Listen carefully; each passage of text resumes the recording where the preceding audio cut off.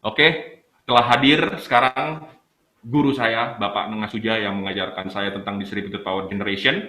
Terima kasih juga kepada MKI, MEBI, PJCI, Getar Gemilang Sakti yang sudah mensupport Kamstuara, dan juga Historika. Selamat menyaksikan pemaparan dari guru kita, Bapak Nengasuja. Silakan Pak Nengasuja. Ya.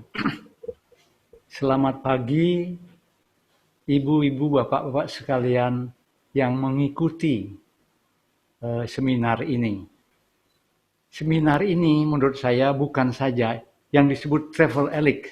Apa helix itu adalah merupakan kerjasama, a mission to empower every person to improve their life through energy. Jadi mempersiapkan semua masyarakat untuk meningkatkan kemampuannya untuk menyediakan tenaga energi itulah. Jadi yang bekerja di sini bukan hanya harmonisasi akademi, bisnis, dan pemerintah, tapi sebenarnya juga mulai dari DPR, pemerintah, regulator, masyarakat, akademi. Jadi saya kira mungkin bukan triple, tapi mungkin 5 helix gitu. 5. Jadi berkaitan-kaitan dengan kepentingan energi adalah DPR yang menyemuskan kebijaksanaan, menentukan hukum, pemerintah yang menetapkan inisiatif menyediakan energi, kemudian juga akademisi dan perguruan tinggi yang ikut juga memberikan untuk mencapai perkembangan yang berkelanjutan. Indonesia kalau ingin jadi negara maju, penetapan kebijaksanaan harus dilakukan secara berbasis bukti-bukti, evidence based policy, seperti halnya di bidang kesehatan.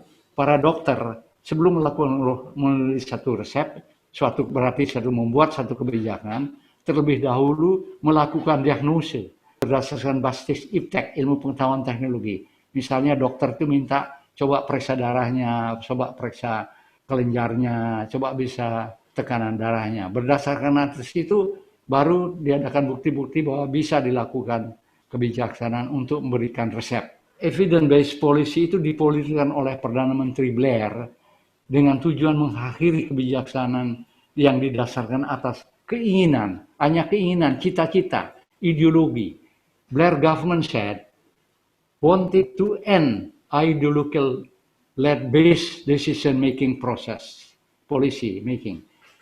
For example, the UK government white paper published in 1999, modernizing the government, noted that the government must produce policy that really deal with problem.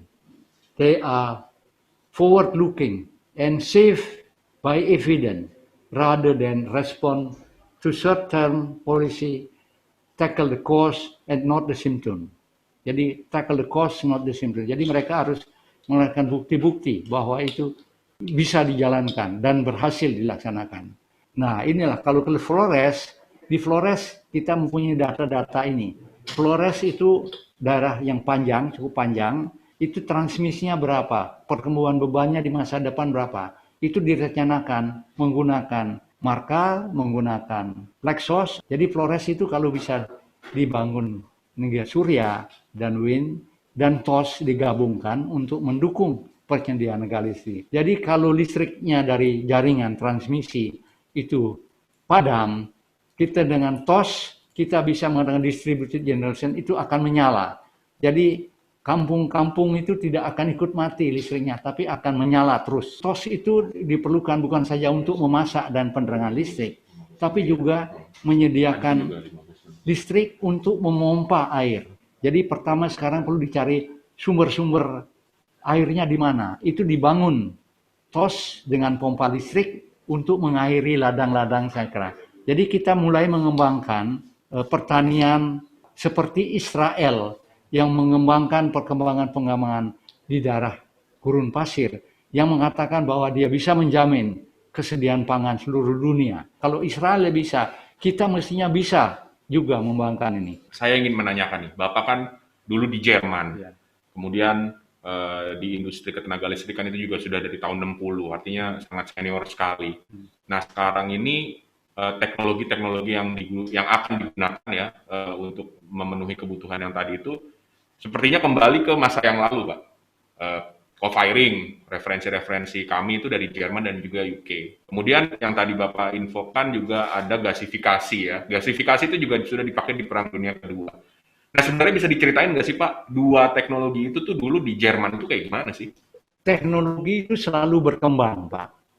Berkembang. Semua pengembangan teknologi itu kan bukan mulai dari mulai dari angan-angan dulu. Angan-angan dulu di otak Anda yang itu, oh ini bisa direalisasikan, teknik itu bisa direalisasikan. Udah itu tahap kedua, mereka melakukan bikin pilot project dulu. Dilihat proyeknya jalan nggak. Kalau sudah jalan, bisa dibuktikan itu jalan, itu mereka melakukan konversil, melakukan komersil secara besar-besaran di perusahaan besar-besaran. Dan selama perusahaan itu dilihat masa operasinya. Apakah masa operasinya itu benar atau tidak?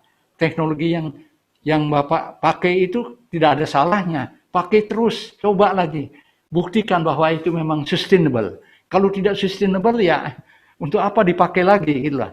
Itu aja pegangannya. Jadi kita melihat proses perkembangan teknologi itu gimana. Di mana-mana. Kita hanya perlu belajar, Pak. Kita belajar, kita mencoba sendiri gitu loh, Pak. Supaya kita bisa membuat sendiri. Itu mungkin, Pak. Ya, jadi apa? Kalau di Jerman dulu sudah berhasil, ya kenapa kita nggak coba sekarang dan digunakan untuk kepentingan Iya, masyarakat ya, Pak ya? tentu. Proses pengembangan teknologi selalu demikian, Pak. Semua mulai dari otak dan akhirnya kembali ke otak, Pak.